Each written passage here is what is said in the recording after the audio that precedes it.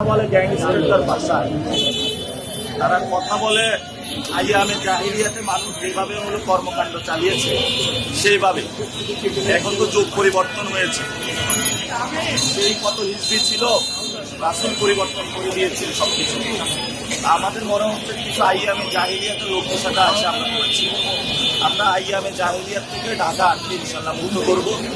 যারা এইসব অসভ্য আচরণ করছেন, বেয়াদবি করছেন মানুষের সাথে, জুনিয়রদেরকে ভালোবাসা দিতে রেসপেক্ট দিতে শিখেন নাই, আমরা তাদেরকে বলবো নিজের ঘরে বাচ্চা ছেলে রয়েছে, তাকে তো সম্মান দেন, ভালোবাসা দেন। যেভাবে কথা বলছেন ওরাও তো মনে হয় যারা আছে তাদেরকে সম্মান দিতে চাই। যদি ফ্যামিলিতে মানুষের আপব্রিঙ্গিং ভালো না হয়, যদি ফ্যামিলিতে সুশিক্ষা না হয়, ফ্যামিলিতে যদি সম্মান দিতে না জানে মানুষ, তখন বাইরে এসে মানুষকে অসম্মানিত করার প্রচেষ্টা করা।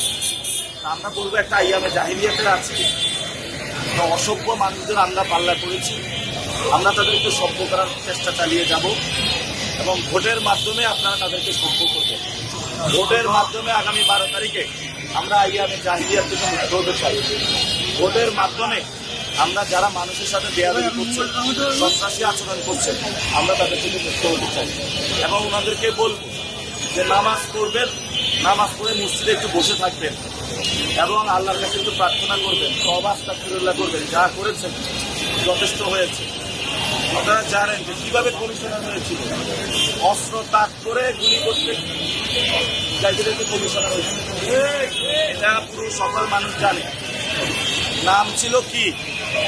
আব্বাস উদ্দিন, হয়ে গেছে মির্জা আব্বাস। আমরা আগে শুনতাম তাহলে আব্বাস উদ্দিন অর্থে মির্জা আব্বাস।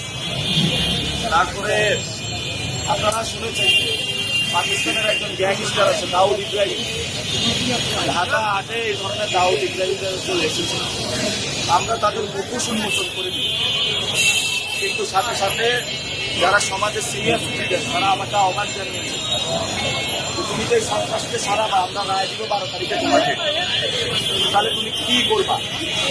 আমি আপনাদেরকে ইনশাল্লাহ আমরা ইশতেহার দিল, যেখানে আমাদের শিক্ষা, স্বাস্থ্য, অধিকারগুলো রয়েছে, ড্রেনেজ ব্যবস্থা রয়েছে এবং এখানে কাঁচাবাজারের সম্পদগুলো রয়েছে, চাঁদাবাজি, সন্ত্রাস, শহীদ ওসমান হাদির বিচার, আমরা ইনশাল্লাহ এগুলো নিয়ে কাজ করবো। আমাদের 1 নম্বর এজেন্ডা ঢাকা 8-এ শহীদ ওসমান হাদির বিচার, 2 নম্বর সন্ত্রাস, তারপরে মাদক মুক্ত, চাঁদাবাজ মুক্ত, দখলদারিত্ব মুক্ত একটি সমাজ গঠন। দ্বিতীয় হলো এখানে যেই ধরনের নারীদের উপরে হ্যারাসমেন্ট করা হচ্ছে, মা বোনদের জন্য সেবা নিয়ে আসবো আমরা। স্কুলে দখল বাণিজ্য বন্ধ করবো।